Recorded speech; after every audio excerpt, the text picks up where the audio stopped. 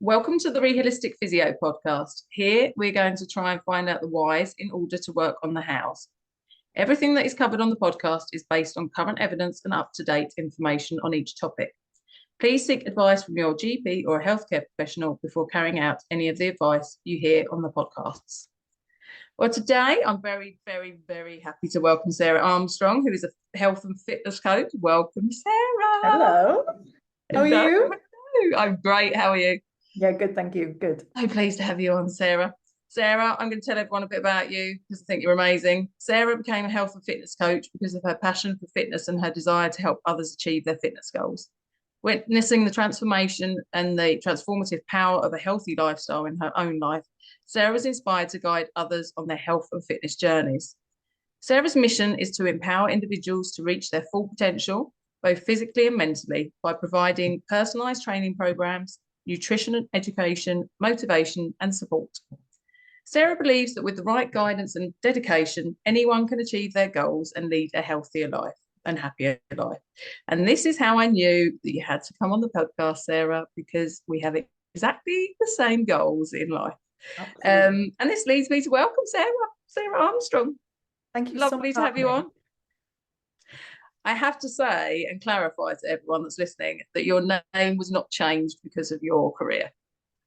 No. Sarah Armstrong. I just love the name. I think I asked you that when I first met you. I was like, did you change your name to suit your career choice? Well, I thought about it, but I was blessed.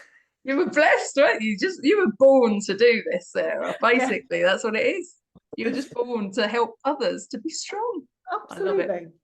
Well, we've got you on today really just to talk about lots of stuff that's really, really important with regards to moving and strength as we age, and how, with the change in hormones and things like that as we age, both in men and women. I will clarify, this is a podcast for both. It's how important it is really to keep strong and active and mobile. And we were just talking earlier about how there is a decline in mobility and strength as we age. And we call this sort of musculoskeletal disorders, which is a mixture of muscle and skeleton, basically, changes. And this happens as we age and due to various different things, isn't it, really? And hormones are included in that. So we included sort of joint range of movement reducing. So whether it's shoulders, hips, knees, ankles, all the main, joints, vertebrae in the spine, and how we do lose strength. And also our balance reduces. So we've got balance systems, main balance systems being your visual system, your inner ear vestibular system, and your proprioceptors in your joints, tissue, muscles, which give you that sort of awareness of space, don't they, and what your body's doing. We were just touching on that really, weren't we, initially? And just saying sort of those are the main changes that happen as we age. And what's your thoughts on this from a professional point of view, Sarah? What are your thoughts as we sort of get older? I think when we're young, we take it for granted, don't we? We take our strength and mobility and just life in general for granted. And it's not until we kind of get to our late 30s into our 40s that many of us actually start to feel that decline in our strength and mobility. But I guess what people want to know is why does that happen? Mm-hmm. Yeah, exactly. That is why they want to, what they want to know. And I think, like we were talking about sort of this word sarcopenia. So can you talk to us a bit about sarcopenia? So we're talking about how it's an age-related loss, isn't it, of sort of your Absolutely. So sarcopenia is the loss of muscle mass, and that's a natural part of aging. But what's quite surprising and what people don't realize is this actually starts happening when we're in our 30s. Gosh. So it's not an old person thing, an old adult thing. Do you know what I mean? No. We are hitting this at a younger age, and then this accelerates after 60. So and you're looking at a decline of kind of 3 to 5% in a decade. Now, between the age of kind of 30 and 60, for some people that can be a 12% decrease. Gosh, that's huge, isn't it? Isn't it? That's absolutely amazing to hear those figures, really, because I don't think a lot of people will know and be aware of that. Yeah, and then in addition to this, your joints become stiffer, and due to the, you know, the reduction in synovial fluid and the lubrication in the joints, and the changes in the cartilage. So then all that range of movement is reduced as well. It's crazy. And then on top of that, you've got the connective tissues, so your ligaments and your tendons and all those losing their elasticity, and then making movements even more difficult. And that's simple day-to-day tasks. You know, we're not just talking about going to the gym and being strong in the gym. We're talking about in daily life. Yeah. It's just crazy, isn't it? And it's also how we're so unaware of this. Or I was definitely unaware of all of this happening, even from sort of 30s. Now we're hitting our 40s. And I mentioned that the other day, giving the game away how old I am. But I wouldn't have given it a thought in my early 30s. No, absolutely not. That's what I mean. We just take it for granted, don't we? We do. Don't We think do. the impact. But it is even now, like just going to the gym and skipping a stretch, you really now feel that the next day. Whereas it never used to matter. No. So that is huge. That's yeah. No, yeah. absolutely. And like hormonal impact on the sort of musculoskeletal system. Yeah. What sort of changes happen then with regards to hormones as we age? Because we all know about perimenopause and menopause and we hear it. Yeah. But I don't think we truly know what impact that has on our body systems and our musculoskeletal system. What are your thoughts on that?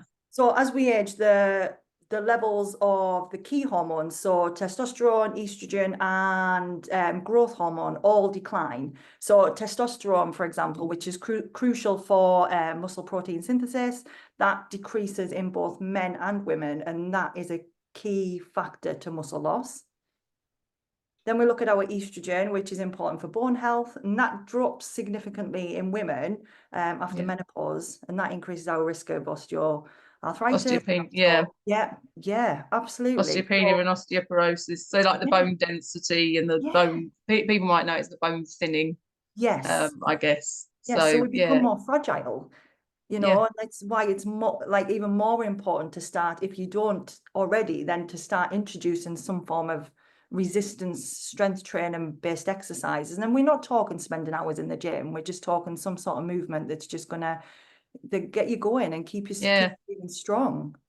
And then the growth hormone, which supports the muscles and the bone health, also diminishes with age, and that's contributing again to the decrease in muscle mass and strength. Wow.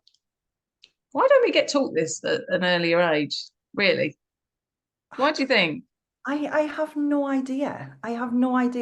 But I think there's power in knowing this younger. Yes. You know, we're in the position then to do something about it before the process starts. Absolutely. But I did not I would say 10 years ago, I wasn't aware of how big of an impact this had. Yeah. Especially the hormonal side of it. I think there's more and more research coming out now, isn't there, about the hormones and the impact of hormones on everything. Yeah. Every system in the body. Yeah. You know, and it's like, don't you find that society is so focused more on exercise and everything for body image rather than actually health and how we can just look after ourselves better and live a healthier life and have a better lifespan, do you know? So the lifespan versus the health span that we were actually touching on earlier. We all talk about lifespan. We don't talk about health span. How we are internally, what we're doing for ourselves to make ourselves healthier. You know, gut health, strength, bone, you know, joints.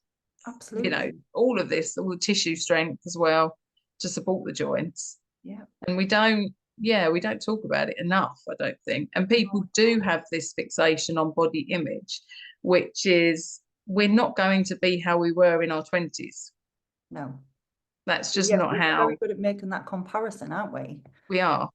And I think when you see things in magazines or social media these days, and lots of people selling different products and diets, and I mean the main thing is really if you're internally healthy, you and you are strong and you're trying to sort of regain that mobility and strength or maintain it, Yeah. then that's the main thing, isn't it? It doesn't matter what you look like on the outside. Well, If you're no, not this is healthy it. inside, then you're not really healthy outside either, Well, actually, exactly. or It does mentally. start. Yeah, it does. It starts with the inside. And I think Yeah. if you can switch that focus, it is difficult, especially when you Yes. start out, but if you can switch that focus to more about how your body feels, Yes. then actually you do start liking yourself more. Yes. Do you know what I mean? Yeah. When you're aware of how strong your body is and what it's capable of and how it feels better, it's moving better, you're eating better, your skin's improved, all of that, everything aches less. That then you can look in the mirror and just think, yeah, I feel good. Yeah. Yeah. Rather than nitpicking at the Yeah. wobbly bits, which The wobbly bits, hurt which as we all well. have. Come Yeah. on. Even if you train, Yeah, however you absolutely. train, you're still going to have wobbly bits. Let's face it. Absolutely. And that's So just life. And it's it's just having normal. that. It's Yeah, normal, ladies and gentlemen. It it really is. is normal. So, Absolutely. healthy body, happy mind, use Yeah, your body, utilize it while it's there. This is what we're absolutely saying.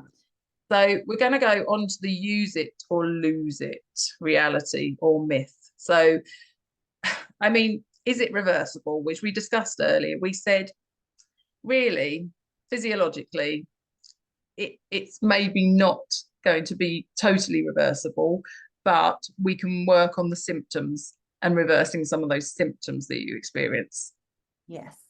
What's your thoughts? Yeah, absolutely. And recent studies show that even older adults engaging in regular physical activity can lead to significant improvements in muscle strength and overall mobility.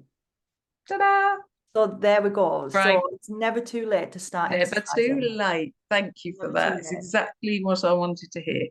And I think it's by as well, people sort of look at and probably listen to this and go, oh my goodness, I've got so much to start and work on. And it's quite overwhelming, isn't it? Especially if you're kind of like a working mum or dad and you've got a full-time, not even full-time work. Why am I saying full-time work? Having children and a job and being a PA for your children and yourself is essentially a lot. It's Yes. a lot. And so we're trying to say start small. And it's when I was talking to the gut health team in America, and we were saying make small changes. Don't do it in one big chunk and go, right, I'm starting tomorrow and I'm doing like a 45-minute workout and I'm going to do this and that and that. Because you're not going to maintain that for a long time, are you? You're going to just pick at it. Well, It's like when you start something, pick at it a bit. If it's too much, it's just too much. It's too overwhelming. And you yeah, just then lose it. You just forget. You don't want to do it anymore. but that's You it. stop. It's not achievable, and all you're doing is setting yourself up for failure. Yeah. Yeah, You exactly. know? It's So got to be realistic, isn't it? It's got to be realistic. We've got to make it small, absolutely. bite size, achievable Yeah. amounts. And So the use it or lose it. What do you think? What's your thoughts on this? yeah, absolutely. I think that yes, absolutely. Like, yeah, I think there's truth in it. With Yeah. regular physical, because like regular physical activity stimulates the muscle growth, it maintains joint Yeah. flexibility and preserves the connective health tissue. Going back to why it would be nice if this was made more aware while we're younger, when we can, be more aware of the longevity effects of this, Yeah. rather than just I keep coming back to it because it's such a big thing, but it's the focus is so much on how we look. Yes. But there's so much more to it. So But much yet so more. when So we much more. lead a sedentary lifestyle, like our muscles just shrink and our joints are stiffening and we lose strength and mobility. So yeah, it's never too late to start. Never too late. Get them moving. Let's get them all moving, Sarah. Let's get Yeah, everyone, the nation. absolutely. But it can be anything. Dance in the Yeah. kitchen with the radio on, or it doesn't have to Oh, be complicated. my happiest days are in my kitchen, Yeah. singing and dancing like a loon. I Well, tell that's you. it. And what else does that go? Yeah, your happy hormones are going. Yeah. Your mood's lifted. It's amazing. And you don't even realize you're exercising. And sometimes your exercise band, if you have one, might pick up, oh, you're moving. Would you like me to record it? And I'm thinking, quid's in here. I know, winning. I'm singing and dancing to my favourite tunes. I will not let on yet who my favourite people are that I listen to. That will come later. But, you know, I might put myself to shame there if I do that live on sort of podcast. But, you know, dancing around to anything, even the kids' music, you know, they have it on in the morning, there's a song on, so it suddenly comes on, I'll just start, you know, moving. Doing a bit of moving and grooving. Absolutely. Get the I highlight like up a it. little bit. No one can see it. If they're listening to this podcast, they can't actually see that me and Sarah are just like grooving Just in the bopping kitchen. away in the background. See, everyone can join in now. Let's create a tune. Absolutely. Yeah. But yeah, that's like, well, we do exercise to music. It's definitely one for us. With a small amount of water in our hand would be nice as well, with ice and lemon and ginger. maybe a few bubbles.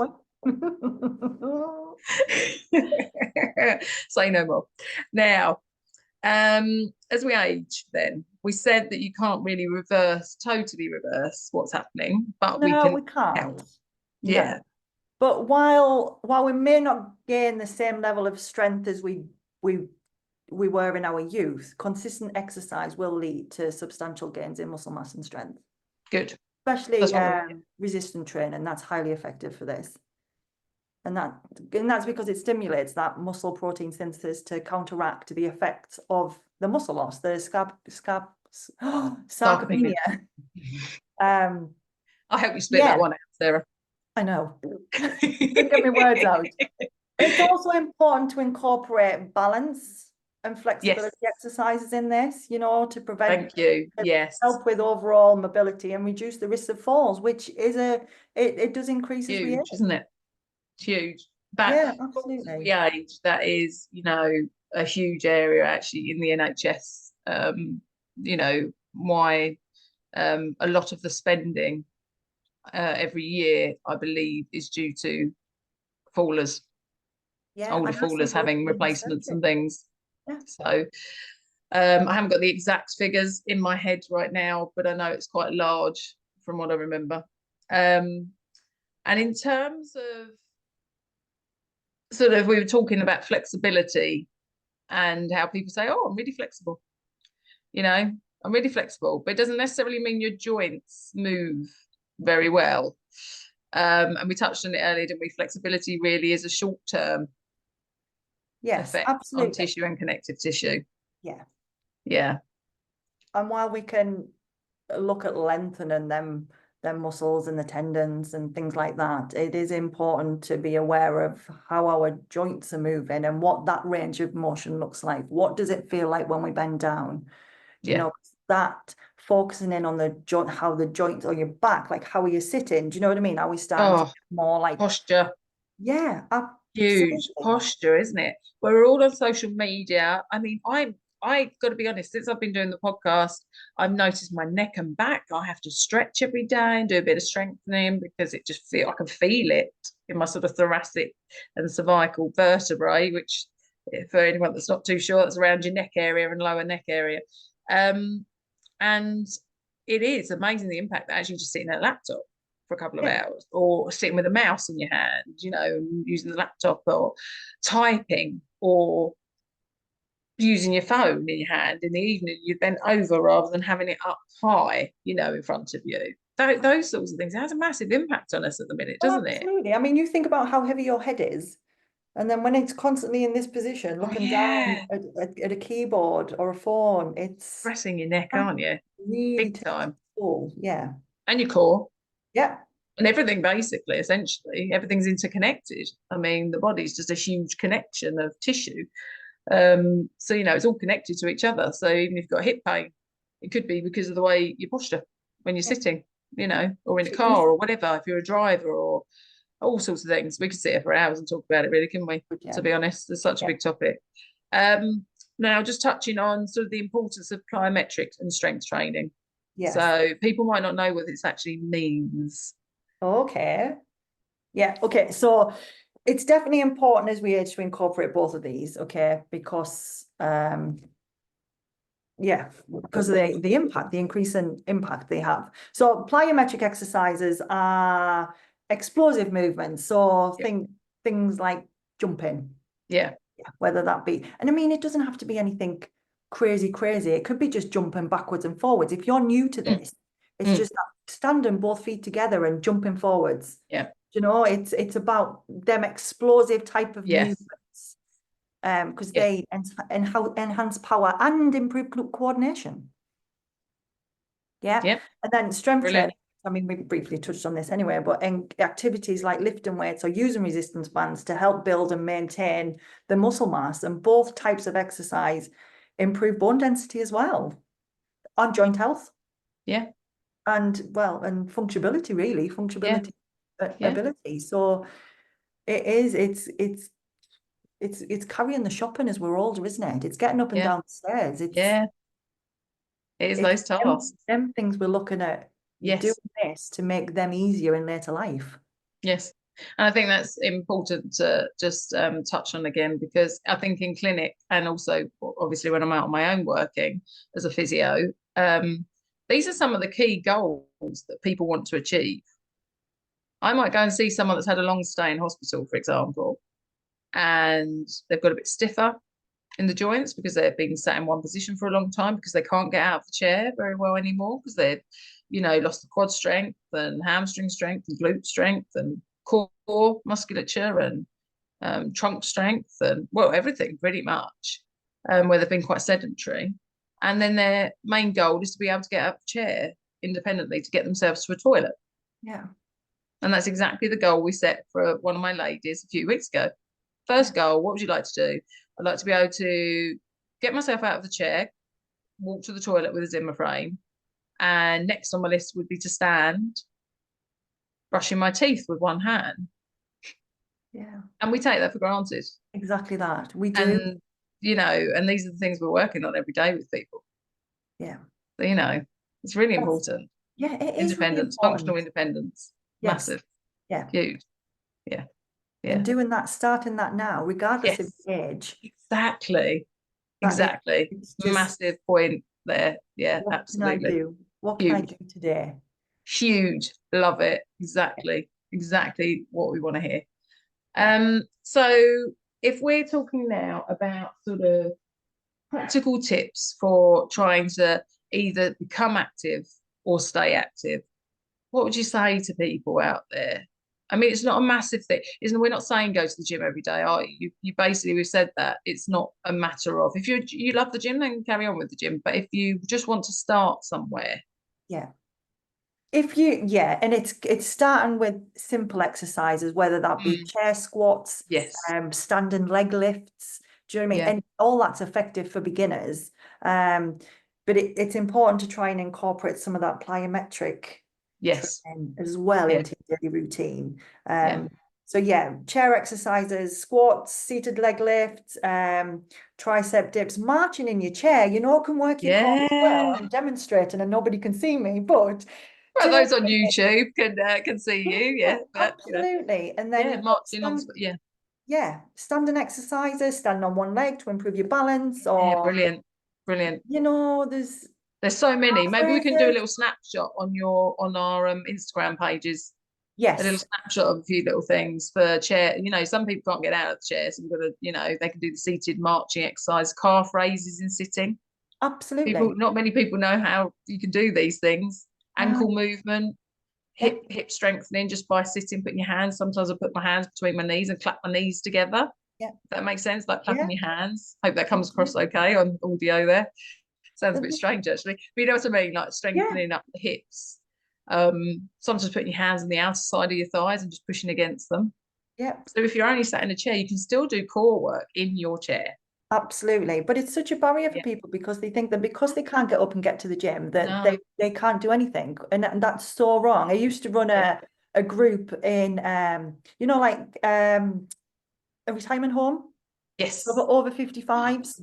Love it. And it was brilliant. A lot of that was chair-based exercise because you've got different ability. So there was always the option to stand up. But there was so much you could do sitting down, and we'd even just like pass a balloon to each other for hand-eye coordination. And there's so much you can do to make it fun as well. So like Absolutely. even at home, in my Yes.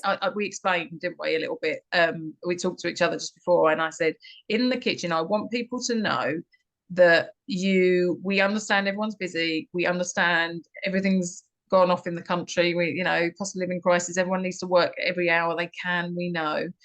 Time is precious and family time's precious too, and you wouldn't want to take it away from that and the family, but be standing in the kitchen doing a bolognese or something, you know, and I'll give it a quick stir, and I'll have like something on the side, and I'll be doing some arm lifts, I'll be doing some weights, I'll be doing some squats, you know, in between stirring, I'll do a quick squat or a quick plank, or I get my balance cushion out, and you don't need a balance cushion, you could have any old cushion just to challenge your balance, and I put it on the floor and I do a single leg stand.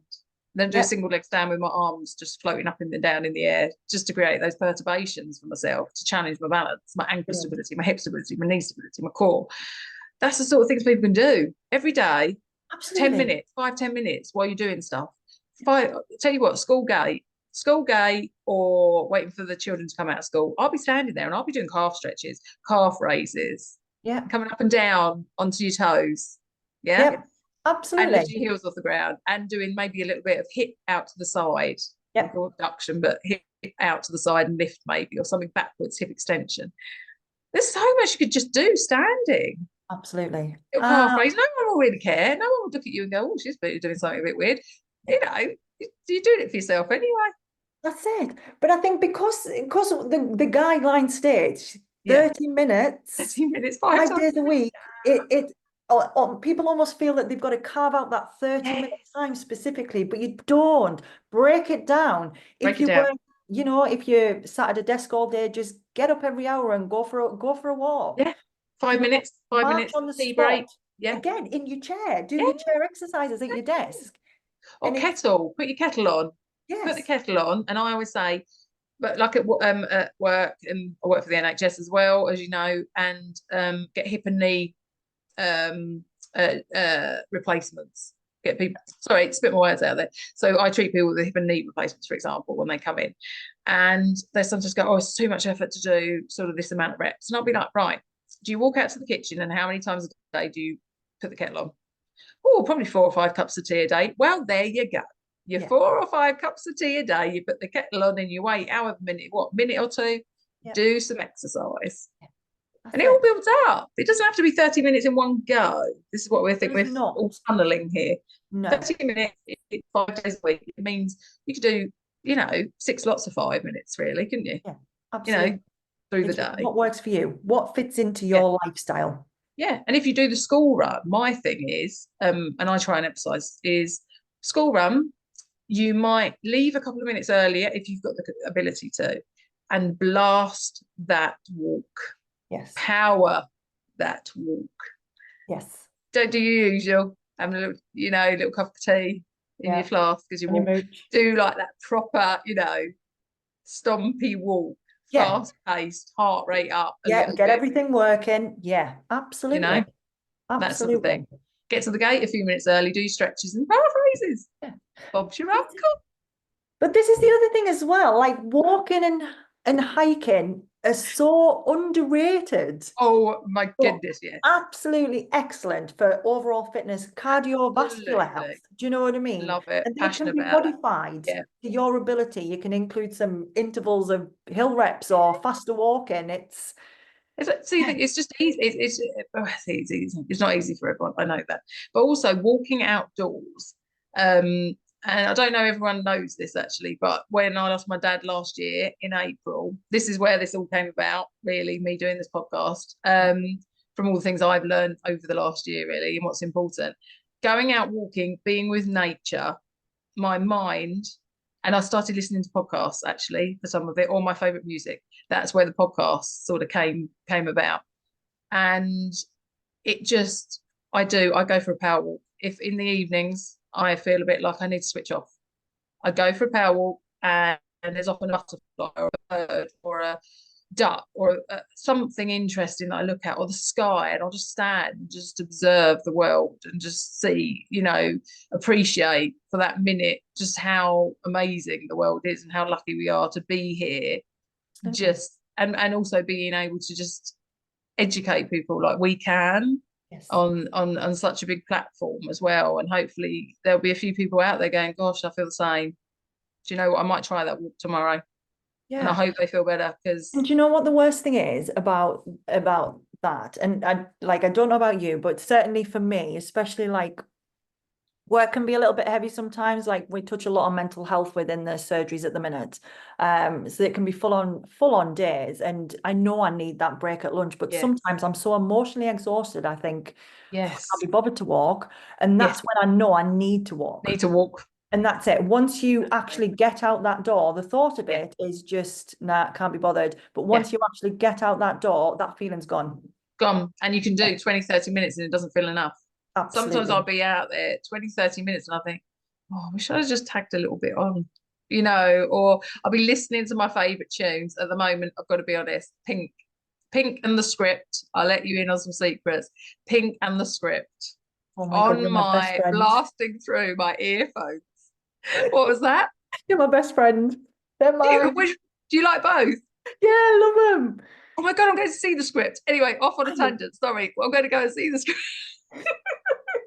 Sorry, this is totally nothing to do with the podcast, everyone. Sorry. But yeah, I'm going to go and see the Script. That they're my favourite band of the moment. Yep. Just FYI. So yes, but no, just listening to those, blasting along in your head, you kind of the empowerment from some of those songs. I think as well, if anyone wants any tips for staying sort of going, oh, I can't bother going for a walk, put some good music on. Yeah. Just put something that's empowering on. It's like running. People talk about running, and I'm not a runner. I'm going to put it out there. I'm not a runner. I'm too heavy. I'm gonna say I'm just not built like a runner. I just have never found it very easy to do. I'm not, yeah, I'm not very comfortable running, so I fast walk, and I put some blast out some tunes. You Yeah. put something on that's got a good beat to it and you'll just go for it and you won't even notice you're walking. No, absolutely not. Just And that's it. You literally, get that beat and you're with that beat, aren't yeah, you? you're just in it. Boom, boom, Yeah. boom. Brilliant. Yeah. Yeah, no, it's exactly. Well, anyway, amazing. Love it all. Brilliant conversation, Sarah. Love it. Anything else you want to add that I feel like we've missed? Don't know. Anything you think? No, I I think we've covered quite a lot, haven't don't we? know. I think we've covered quite a lot. I mean, we could obviously delve deeper into things, and if that's something that people want, then we can do Yeah. that. I would say an easy home option as well for strength training would be resistance bands, because they're Oh, so yes. easy to get hold of, so Yes. cheap and so versatile, and they can be Yes. absolutely fantastic for building up the muscle mass. And Brilliant. Resistance bands, yeah. I yeah, forgot to mention that actually yeah, about sort of what would you use if people haven't got equipment or they're looking to purchase something. So you'd probably say resistance bands. yeah. I would But say if you're just starting out, because you don't know, it's about finding what you enjoy, isn't it? oh, yeah, Start off with body weights. Some yeah, people prefer to have a bit of something alongside the body weights. Some yeah, people do find that body weight's just not quite enough for them. They yeah, like to feel like they're doing something a bit more. And that's where your resistance band would come in, because you can pick them up fairly cheap and do anything with them, yeah. absolutely anything with them. So yeah, Okay. I would No, say that's that. great. Brilliant. Well, Sarah, it'd been lovely to talk to you. Can I ask you for 3 key points that you want people at home to take home from this? Just three key points that you'd say, come on, yeah, Okay, I would say start today. Doesn't yeah, matter how old you are, perfect. start today. Keep it simple. So don't overcomplicate it. Do what you can, start where you are. And then finally, what did I say? Keep it simple. Enjoy it. Enjoy it. And just enjoy Definitely. it. Yeah, find something you enjoy, and yeah, because if you enjoy it, you're going to stick with it. Exactly. If you hate the gym, don't go to the gym. Don't go to the gym. Don't force yourself to buy a membership and then never go and then you No, regret it and then you feel bad about yourself because you've not absolutely been. not. That's not talking from experience, obviously, but that is what happens. It You buy a is. gym membership, you put your efforts into trying to go 3 times a week, and you can't get there because the children are sick one day, or something doesn't go right, or something at work, or whatever. And then Yeah. you feel really bad about not going. Yeah, Then it absolutely. makes you feel worse sometimes. So, yeah, totally amazing talking to you, Sarah. Thank you so much. I know we're going to have you on again because we've got a few more points to go through. Oh, I hope everyone's taken as much away from this as I have. Thank you again, Sarah. It's been Lovely to speak amazing. to you. Thank you so much for having me. Very welcome. Take care. Bye. Bye-bye.